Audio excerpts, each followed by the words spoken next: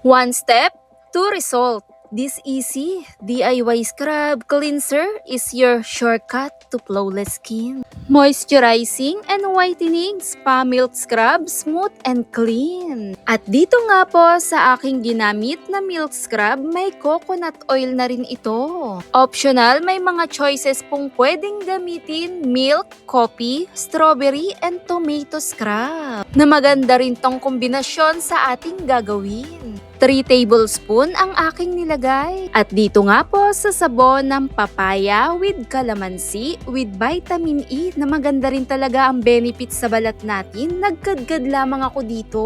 Sa benefits pa lang nitong dalang sabon ay maganda para sa balat natin, mas pinapangalagaan nito. Na nagbibigay ito pantay na kulay dahil sa calamansi, tumutulong itong magbigay lambot, naglalighten kasama na rin sa pangingitim o dark spot. Dahil dito sa sabon na to, nandito na yung ingredients na ating maganda gamitin, kasama naglalaman ito ng vitamin E na magandang pangangalaga ito para sa ating mga balat. Bukod pa dyan, ang sunflower oil, nagmi-maintain ito ng skin natural moisture lalo sa barrier ng ating balat. Iniiwasan nito ang pagka-dry skin ng kutis natin. 1 teaspoon po ang aking nilagay. Perfect itong mga kombinasyon na ating gagamitin, nagbibigay puti, always blooming lalo sa balat. Mabilisan nagbibigay puti, sa 7 araw na paggamit, nag-i-improve ito overall skin tone, pantay na kulay sa ating kutis. Nag-i-exfoliate, nourish, moisturize at mas mapoprotektahan nito ang balat natin ng more region.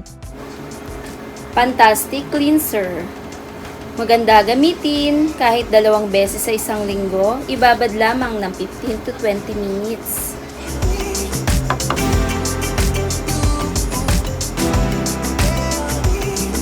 Thanks for watching, guys!